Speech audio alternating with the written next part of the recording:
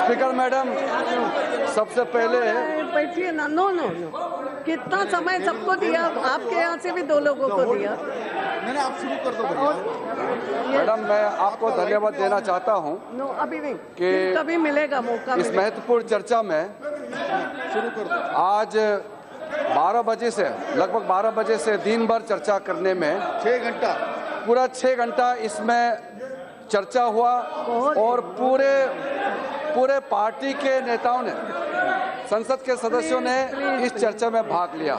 हो गया, प्लीज फिर कभी मौका मिलेगा, आज नहीं, बहुत हो गया, प्लीज बैठो। तो आज मैं दे दूंगी, कभी दे दूंगी। मैं मैडम आपको मैं ये धन्यवाद देना चाहता हूँ कि फिर ज्यादा दे दूंगी। आज अभी तक चर्चा बहुत अच्छी तरह से हुआ, शांतिपूर्वक चर्चा हुआ और सबका बात हम लोग ने शांति से सुना। सरकार ने पूरा नोट किया और आदरणीय खड़गे जी और सौगता रॉय जी, आप दोनों ने जो नोटिस दिया, और नोटिस का जो शीर्षक है reported incidents of atrocities and lynching in mob violence in the country, Hindi में देश में अत्याचारों और भीड़ द्वारा हिंसा में जान से मारने के कथित घटनाओं पर जो चर्चा हुआ, उसको सरकार का तरफ से पक्ष रखने के लिए मैं खड़ा हुआ हूं। हम लोगों ने बहुत ध्यान से सुना और इसलिए मैंने कहा कि पूरा हमने आपका बात को सुना, इसलिए हमारे सरकार का पक्ष को भी आप ध्यान से सुनिएगा। मैं बहुत ज़्यादा विषय लंबा नहीं ले जाऊंगा।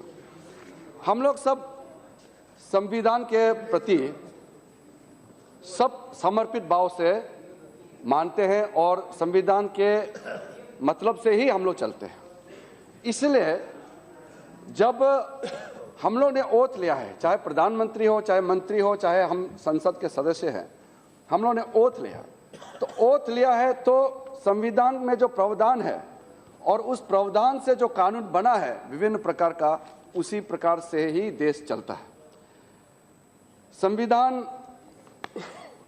246 पार्ट 3 में आज जो चर्चा हुआ, इसका क्लियरली डिफाइन किया गया है कि preservation of cows and to prohibit the slaughter of cows and calves and other milch and draught cattle.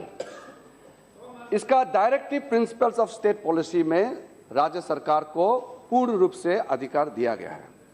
ये सेंट्रल का सब्जेक्ट नहीं है।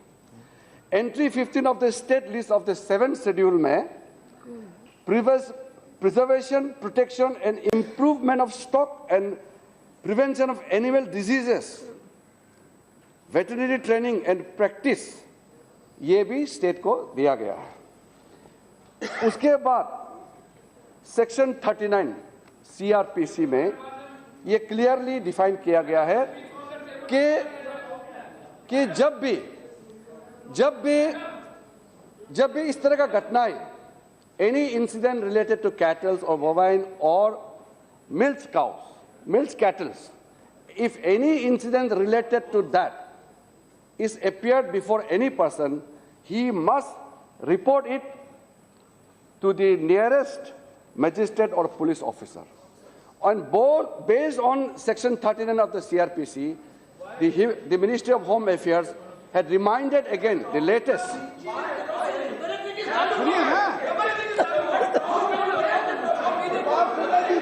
Yes, Kiran ji, you don't. So,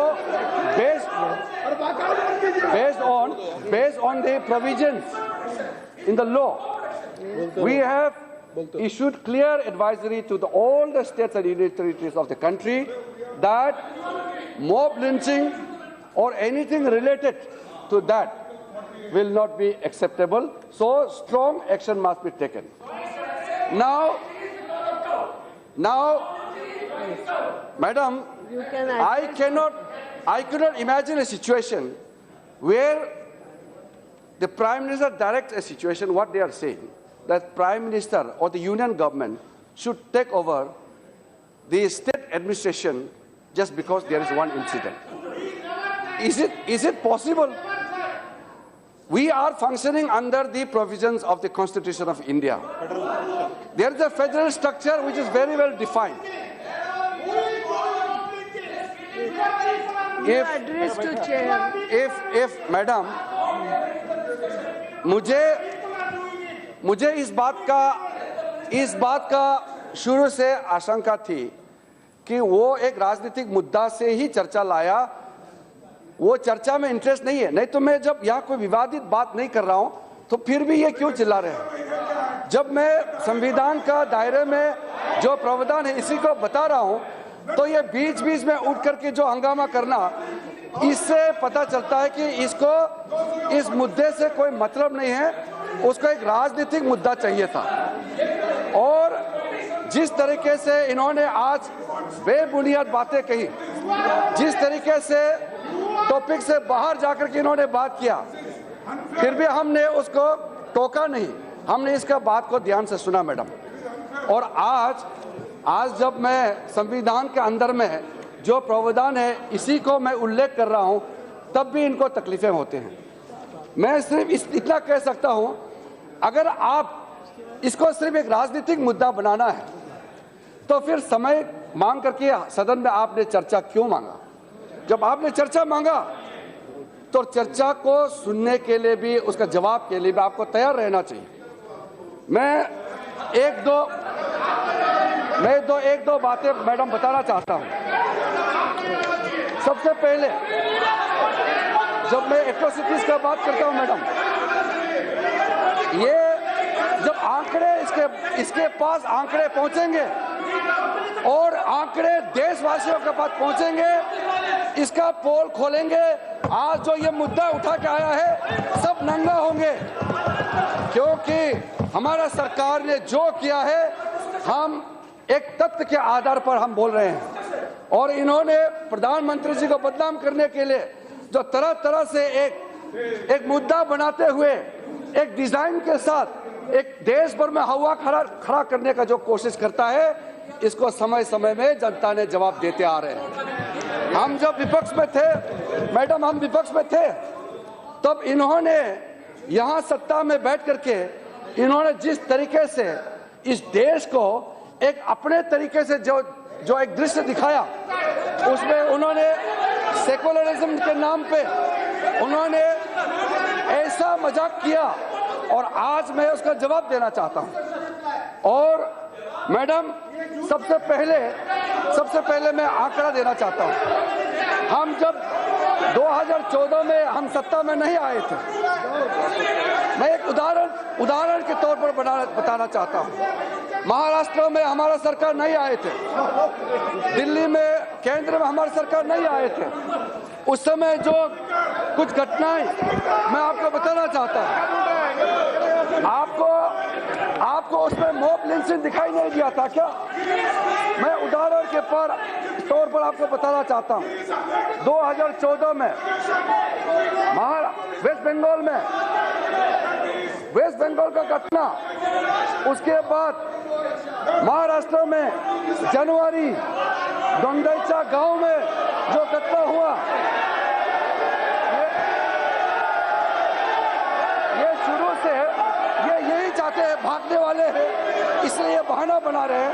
सच्चाई सुनने का इसमें ताकत नहीं है, इसलिए जब सच्चाई बात इस सदन में बताए जा रहे हैं और ये हंगामा करके वॉकआउट का ड्रामा कर रहे हैं, सदन का समय बर्बाद किया है, 6 घंटे इसमें बहस किया है, सारा सदस्यों ने इसमें हिस्सा लिया है, और जब जवाब देने के लिए हम खड़े हैं तो ये जो ड्रामा कर रहे हैं। मैडम, मैं आपको बता रहा था, हमारा सत्ता में आने से पहले महाराष्ट्र में भारतीय जनता पार्टी का सरकार बनाने से पहले लगातार जो वाकयात हुआ है, मैं आपको दूसरे गांव को बताता हूं।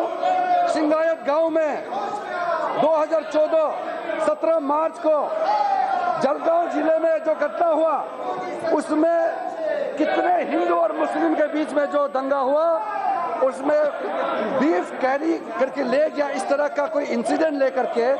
उसके बाद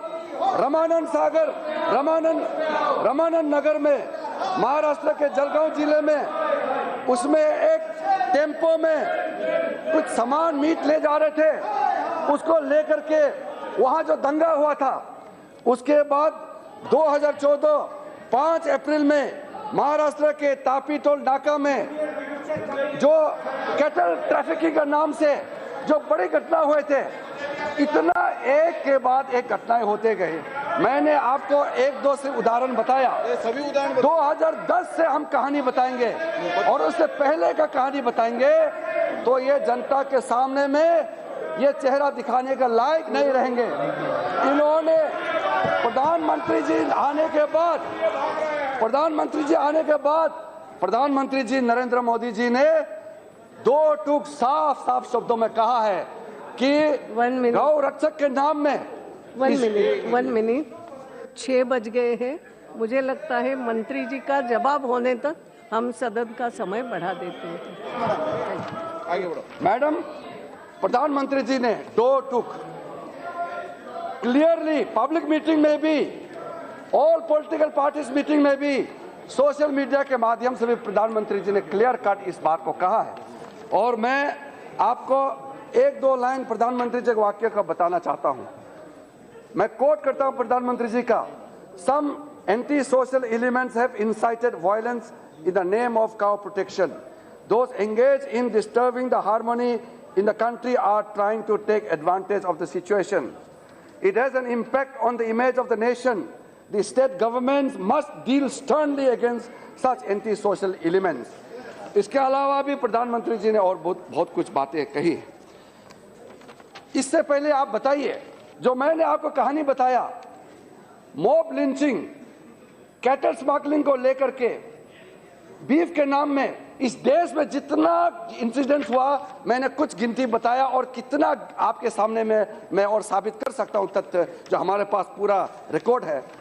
उस समय के प्रधानमंत्री, उस समय के आपके नेतृत्व ने कभी कंडेम किया है इस चीज को? बताइए।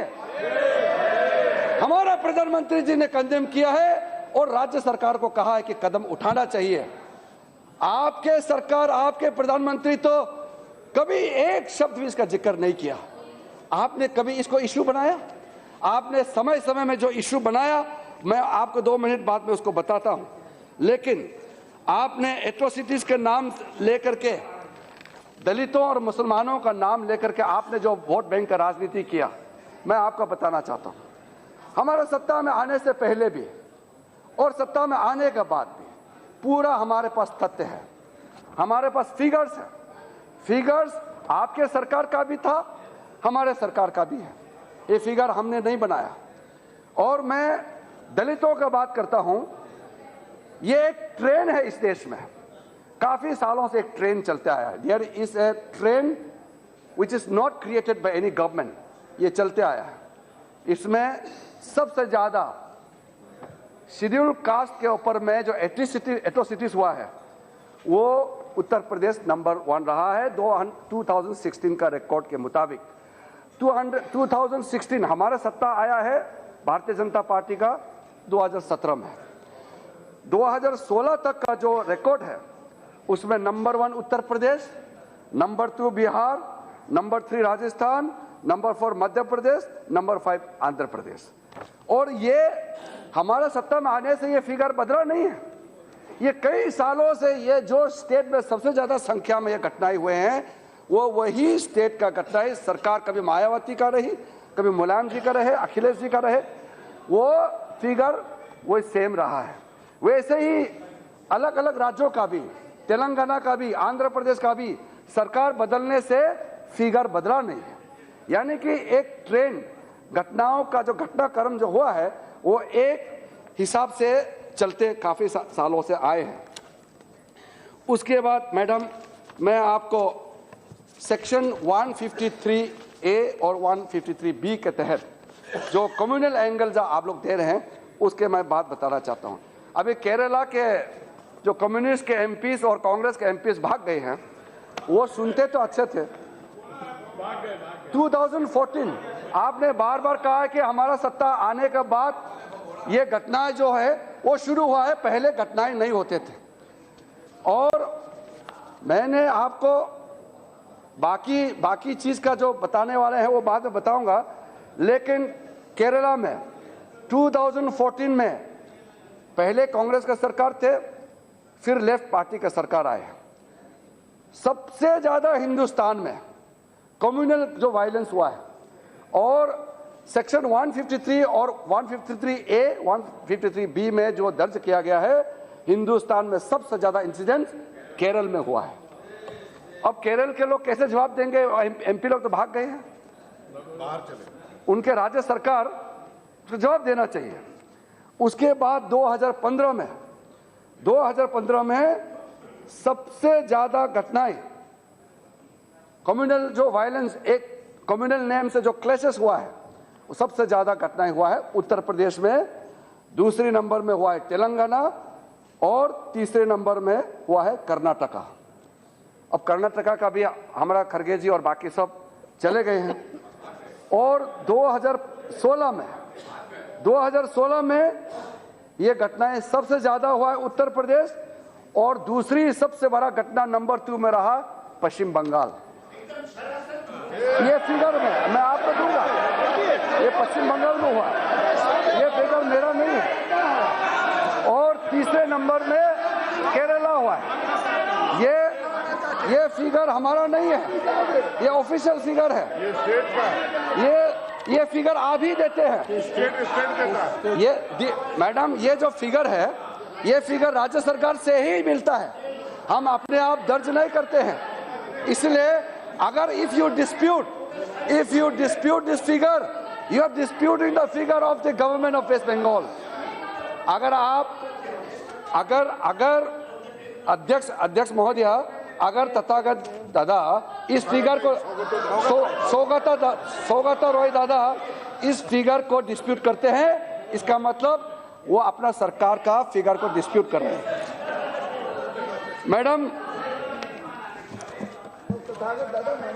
मैडम, जो मैं घटनाएं को जो आपने जो केंद्र सरकार को जो ब्लेम करने का कोशिश किया,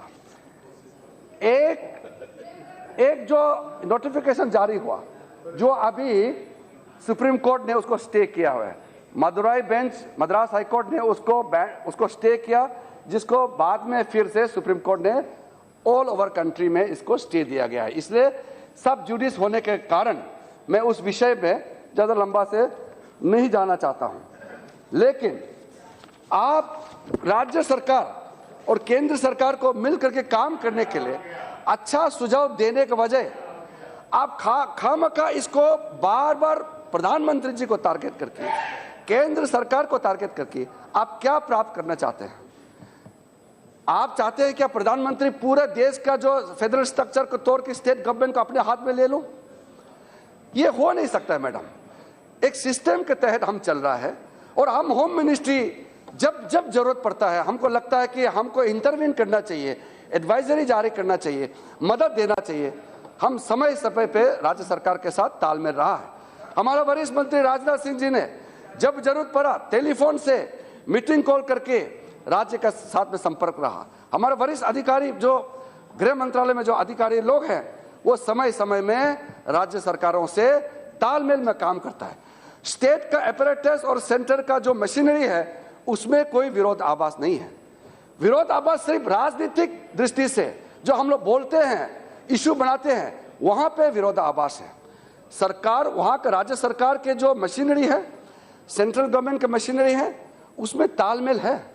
आपने जो कुछ दो तीन केस के बारे में मैं बताना चाहता हूं।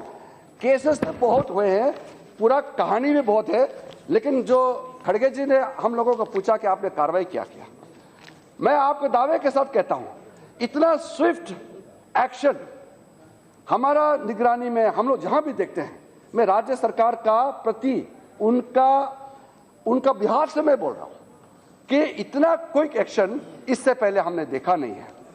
राजस्थान में जो घटना हुआ, राजस्थान में 200 लोगों का एक जमावड़ा हुआ, और वहां में एक घटना हुआ, मोहम्मद पहलू खान का जो घटना आप लोगों ने जिक्र किया, तुरंत कोई विलंब किए बिना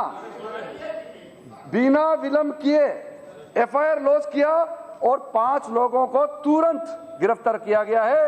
जेल में डाला गया, उसको अरेस्ट हो गया। उसके बाद हरियाणा में पालवाल फरीदाबाद में जो घटना हुआ 23 जून 2017 का जो घटना हुआ, उसमें 4 मुसलमान भाइयों को जो मारने का घटना सामने में आया, उसके तुरंत बाद कार्रवाई हुआ और उसमें 4 लोगों को तुरंत उसको अरेस्ट किया गया है। बेल तो आप चाहता है कि कोर्ट को हम ले लें? अध्यक्ष महोदय, इतना वरिष्ठ नेता होते हुए, इतना वरिष्ठ सांसद होते हुए वो चाहते हैं कि जुडिशरी का काम भी सरकार ले ले क्या? बेल किसको देना है नहीं देना है वो भी सरकार तय करेंगे क्या? वो स्पीकर मैडम, मैं कभी कभी ताज्जुब होता हूं कि इतना वरिष्ठ नेता भी स्लिप हो सकता है और गलत बात बोल सकते हैं। आप ऐसे बात मत कीजिए मैडम। झारखंड का जो घटना की बात है, 27 जून झारखंड में 55 वर्ष का मुस्लिम जो डेयरी ओनर है मोहम्मद उस्मान अंसारी का साथ जो घटना हुआ था, उसके बाद जो कुछ एक मॉब ने आग जलाने का घटना हुआ था, पुलिस ने तुरंत उसमें कार्रवाई किया और उसमें कोई, हमने हिसाब जो लिया है, रिपोर्ट लिया है, देखा है, राज्य सरकार की तरफ से कार्रवाई करने में कोई कमी नहीं है। उसके बाद झारखंड में दूसरा घटना अलीमुद्दीन अलियास असगर का घटना हुआ, उसमें एफआईआर लॉन्च हुआ, 7 लोगों को गिरफ्तार किया गया है। महाराष्ट्र में नागपुर में जो घटना आप लोगों ने, काफी लोगों ने जिक्र किया, उसमें 4 लोगों को गिरफ्तार किया गया है। इससे पहले जो घटनाएं मैंने जिक्र किया, आप लोग ताज्जुब होगा, सारा का सारा मैडम, मैं अगर यहां में तथ्य रखूंगा तो आप खुद को शर्मिंदा होगा कि आप लोगों ने इस मुद्दा को यहां उठा करके हमको उंगली उठाने का काम किया। हमने कानून के मुताबिक जो कार्रवाई करने का काम किया है, उतना स्विफ्ट उसका मुकाबले कोई नहीं कर सकता है। और मैडम, आप लोगों ने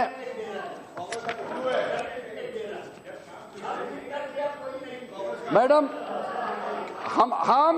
हम जो भी कहते हैं तथ्य के आधार पर कहते हैं मैडम।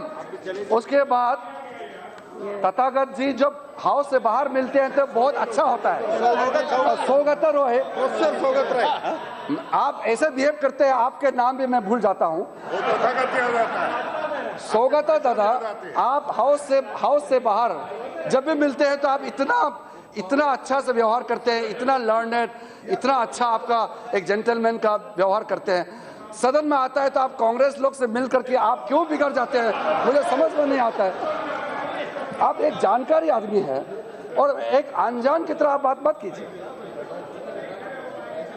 स्पीकर मैडम, हर राज्य ने अपने अपने तौर पर संविधान के मुताबिक कानून बनाया है। अभी तक 24 राज्यों ने और 4 केंद्र शासित प्रदेशों ने 24 states and 5 union territories have framed their own laws on banning or restricting of the slaughter of animals and their progeny. ये आप अभी बताता हूँ थोड़ा सुन लिया। उसके नाम मैं बता सकता हूँ। उसके बाद अभी तक 5 राज्यों ने और 1 केंद्र शासित प्रदेश ने इस विषय को लेकर के कोई कानून नहीं बनाया। बंगाल ने कानून बनाया और उस कानून के तहत काम करे। अब अपने मुख्यमंत्री जी को बोलिए, आप वरिष्ठ नेता है, कार्रवाई जो करना है उसके तहत कीजिए।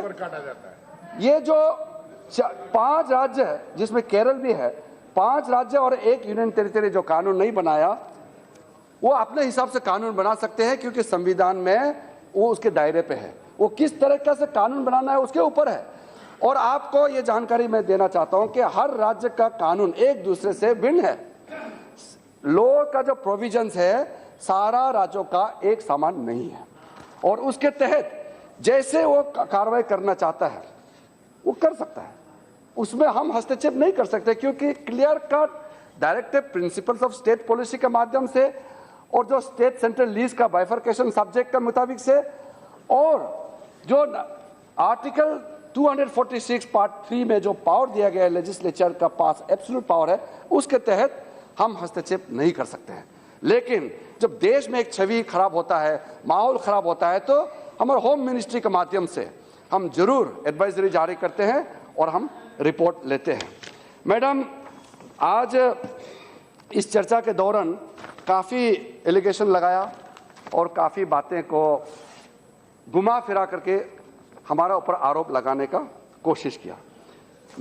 मैंने कहा कि ये चर्चा में दो बिंदु है, एक एट्रोसिटीज जिस पे मॉब लिंचिंग है, या आप दलितों के ऊपर अत्याचार का, मुसलमानों के ऊपर में, या गरीबों के ऊपर, या एक कम्युनल क्लैशेस होता है, तो अलग अलग किस्म का जो घटनाएं को लेकर के आप एट्रोसिटीज एंड मॉब लिंचिंग को लेकर के चर्चा आपने किया। काफी दिनों से आपने एक इसको बनाया नॉट इन माय नेम करके। कभी इंडिया गेट में कुछ लोगों को आप लोग तालमेल करके वहां कैंडल लाइट जला करके प्रोटेस्ट करवाते हैं, लेकिन मेरा कहना है कि मॉब लिंचिंग जो है it's one of the worst form of crime. कोई इसको समर्थन कर नहीं सकते हैं। इसलिए प्रधानमंत्री ने दो टुक क्लियर शब्दों में इस बात को कहा है, कड़े शब्दों में निंदा किया है और कार्रवाई करने के लिए भी कहा है। मैं ये चाहता और सरकार ये चाहता कि चाहे वो इंसिडेंट बंगाल में हो, चाहे केरल में हो, चाहे दिल्ली में हो, चाहे राजस्थान में हो, हर जगह जब जब ये इंसिडेंट होता है तो उसको कंडेमनेशन यूनिवर्सली होना चाहिए था। आप जब आपका राज्य में जब घटना होते हैं तो आप चाहते हैं कि इसका चर्चा ना हो। हाँ, सिलेक्टिव एमनेशिया जो बीमारी एक आजकल हो गया है, उसके मुताबिक आप चुन चुन के क्यों कुछ मुद्दा आप उठाने का कोशिश करते हैं। और इससे पहले आपने एक इस देश में माहौल खड़ा किया, उसका नाम था इंटॉलरेंस। असहिष्णुता का नाम से एक चर्चा शुरू हुआ, लेकिन जनता ने उसका जवाब देने के बाद वो चर्चा बंद हो गया। फिर आप ढूंढने लगा कि दूसरा एक मुद्दा हमको तलाशना चाहिए। अवार्ड वापसी का आपने चर्चा चलाया। जब सारा अवार्ड वापसी करने वालों का पोल खुल गया तो फिर आपने दूसरा एक टॉपिक ढूंढने शुरू कर दिया। फिर आपने फ्रीडम ऑफ एक्सप्रेशन, और फ्रीडम ऑफ एक्सप्रेशन के नाम से जो देश को गाली देने का काम किया उन्होंने, मैं आज भी कहता हूं, फ्रीडम ऑफ एक्सप्रेशन के नाम से अगर देश को गाली देंगे तो हम आपको माफ नहीं करेंगे। फ्रीडम ऑफ एक्सप्रेशन का मतलब ये नहीं कि आप भारत माता को गाली दो। फ्रीडम ऑफ एक्सप्रेशन आपका लिबर्टी होता है। अब अपना जो कॉन्स्टिट्यूशनल राइट के बारे में बात कीजिए। इसलिए आपने आपका पार्टी नहीं, कांग्रेस के नेताओं ने वो जवाहरलाल नेहरू विश्वविद्यालय में जाकर के कुछ लोगों का साथ बैठ करके जो भारत तोड़ो नारा लगाने वालों का साथ बैठने का भी काम किया। जवाहरलाल नेहरू विश्वविद्यालय में सब लोग ऐसा नहीं है।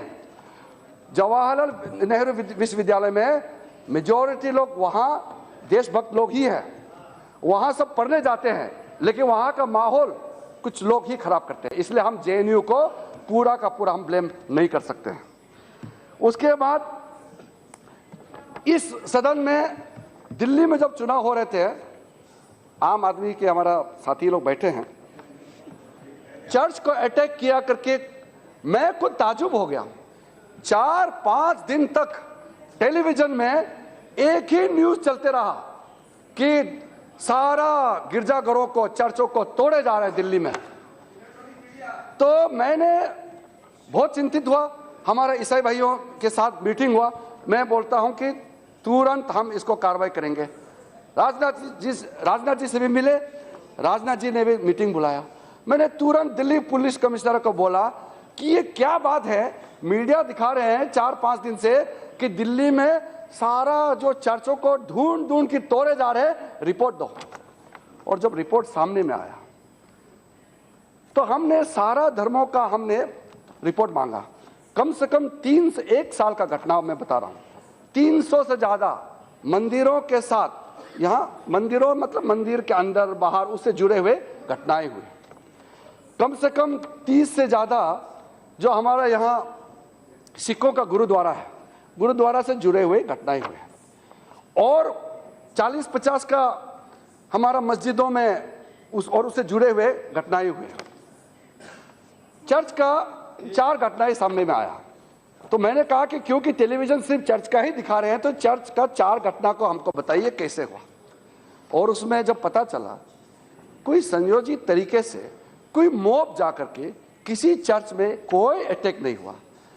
एक चोरी का मामला सामने में आया और एक कोई वहां खेल रहे थे तो क्रिकेट बॉल जाकर के वहां खिड़की में कहीं लगा। और एक केस में सचमुच में जो भगवान जीसस का मूर्ति होता है उसको तोड़ा गया, तो पुलिस का रिपोर्ट हमने मंगवाया, कहा कि वो कोई चोरी का इरादा से गया तो उसमें चोट पहुंचा तो थोड़ा या ज्यादा दुख है। लेकिन चाहे वो हिंदू का मंदिर हो चाहे क्रिश्चियन का चर्च हो, अगर इसको मुद्दा बनाना है तो ये मुद्दा बनाना चाहिए कि हमारा धर्म स्थानों को प्रोटेक्शन मिलना चाहिए।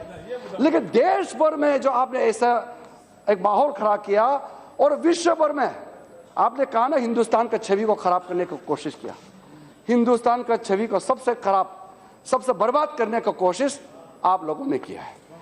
पूरा दुनिया में भारत का ऐसा तस्वीर पेश किया कि यहाँ क्रिश्चियन मिशनरीज को और चर्चों को जलाया जाता है, टूटा जाता है, मारा जाता है, ऐसा आपने छवि पेश किया, जबकि ऐसा कुछ घटना नहीं हुआ। कुछ बातें हैं मैं कांग्रेस के दोस्तों को याद दिलाना चाहता हूं।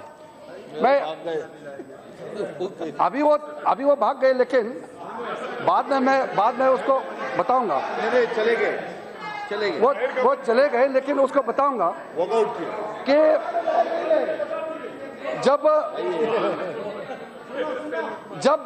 जब इंदिरा अध्यक्ष महोदया जी, इंदिरा जी का शासन का समय में यहां होम मिनिस्ट्री से कुछ ऑर्डर पास हुआ। उस ऑर्डर के मुताबिक मेरे प्रदेश, आपने मेरा प्रदेश का जिक्र किया, अरुणाचल प्रदेश में एक स्टैंडिंग ऑर्डर पास किया। वहां कोई भी क्रिश्चियन मिशनरीज, कोई भी पास्टर, कोई भी फादर, कोई भी हो, क्रिश्चियन के नाम से अरुणाचल में अगर इंटर करता है तो उसको अरेस्ट होना चाहिए।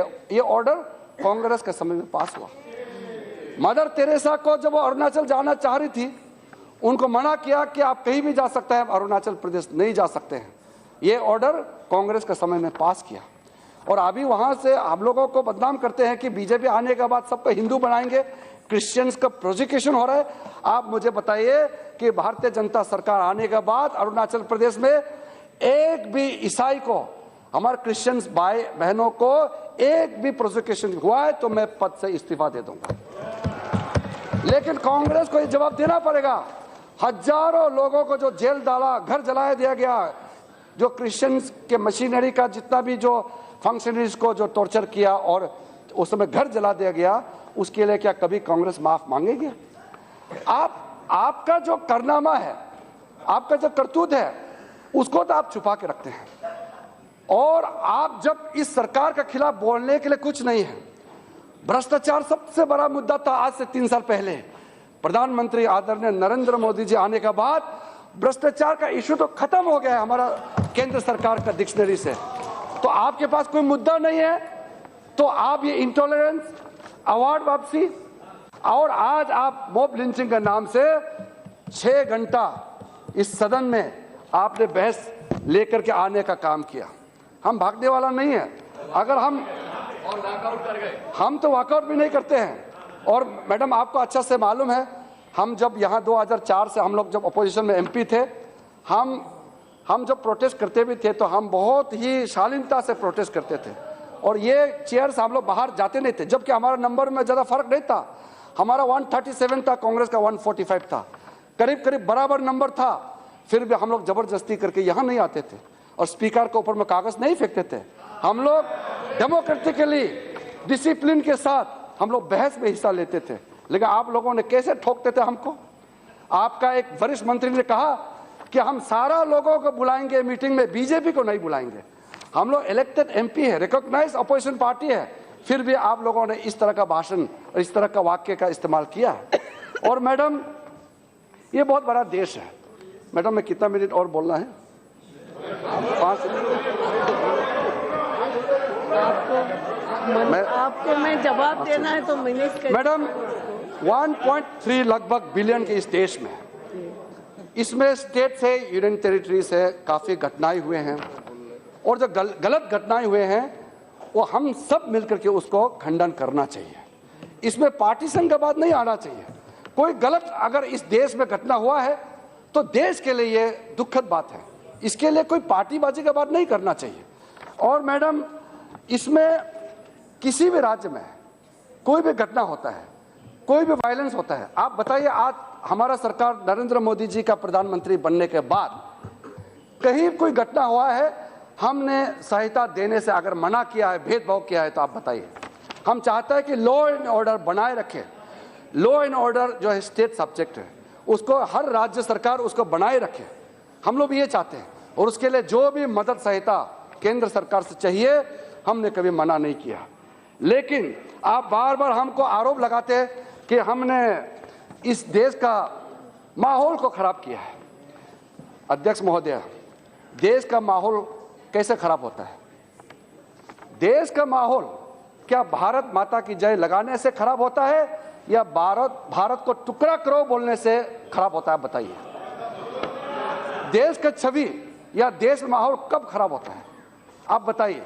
जब अफजल गुरु को फांसी देने के लिए समर्थन लोग जब करते हैं तब माहौल का खराब होता है या अफजल गुरु के समर्थन करने वाला लोग की वजह से देश में माहौल खराब होता है? आप ये बताइए। जब सर्जिकल स्ट्राइक होता है तो आर्मी को सैल्यूट करने से देश का छवि खराब होता है या आर्मी से सबूत मांगने वाला जो करते हैं तब हमारा देश का छवि खराब होता है? हम जब आर्मी को इज्जत देते हैं तब छवि खराब होता है या आर्मी चीफ को सड़क का गुंडा कहने से देश का छवि खराब होता है? देश का छवि खराब करने का काम कौन कर रहे हैं? हमारा एक करतूत बताइए जिससे हमारा देश को शर्मिंदा का हमको ये बोझ उठाना पड़ रहा है। आप ऐसे कदम कोई एक तो बताइए। मैडम, आप मैं ज़्यादा समय नहीं लेते हुए अंत में मैं सारा देश को इस सदन के माध्यम से अपील करना चाहता हूं। हमारा प्रधानमंत्री ने पहला ही दिन से अपना इंटेंशन क्लियर करके चला है। देश संविधान से चलता है और सरकार का इंटेंशन क्लियर होना चाहिए। जब हमारा नेता हमारा सरकार के लिए क्लियर इंटेंशन कह दिया कि इस देश में जो भी प्रॉब्लम है सामूहिक रूप से इसका समाधान होना चाहिए और विकास ही एकमात्र सॉल्यूशन है, फिर हम बार बार जो इस देश में अलग अलग तरीके से इशू बना करके सदन का समय खराब करने का और देश का छवि खराब करने का जो कोशिश करता है, इसको बंद होना चाहिए। और साथ साथ हम लोग जब प्रधानमंत्री की ओर से कोई चीज़ अपील करता है उसको गंभीरता से लेना चाहिए। जब प्रधानमंत्री ने जब अपील किया है तो हमारे लिए भी है, राज्य सरकारों के लिए भी है और देश के सब जनता सब नागरिकों के लिए है। उसको इज्जत देना चाहिए। देश दुनिया में आज प्रधानमंत्री जी का गुण गा रहे हैं। ऐसा समय अध्यक्ष जी समय बार बार नहीं आता है कि किसी देश को ऐसा प्रधानमंत्री मिले। ऐसा मौका इतिहास में हर देश के नसीब में बार बार मिलता नहीं है। अब ये हमारा समय है।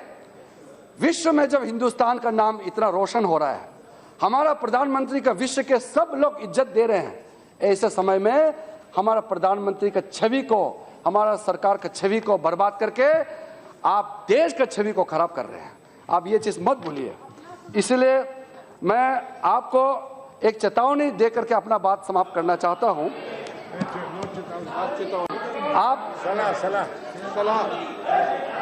आप समझ मैं क्या कहना चाहता आप समझिए। चेतावनी मत बोलो। आप मेरा बात का पूरा सुन लीजिए। जनता, आप जितना बार बार ये मुद्दा उठा रहे हैं, आप उतना अपना आपका वेश नकाब हो रहे हैं। देश जनता के सामने में आपका जो अंदर का जो असलियत है वो सामने में आ रहा है। क्योंकि आप इस तरह का गलत बात जितना भी इशू उठाते हैं, भारतीय जनता पार्टी उतना ज़्यादा मजबूत होकर के उभर के आ रहे हैं। क्यों बताइए? अगर आपके बातों में दम होते, आप जो प्रधानमंत्री को बदनाम कर रहे हैं उसमें दम होते, तो इतना जनता का समर्थन प्रधानमंत्री जी को और भारतीय जनता पार्टी को क्यों मिल रहे हैं? ये बताओ।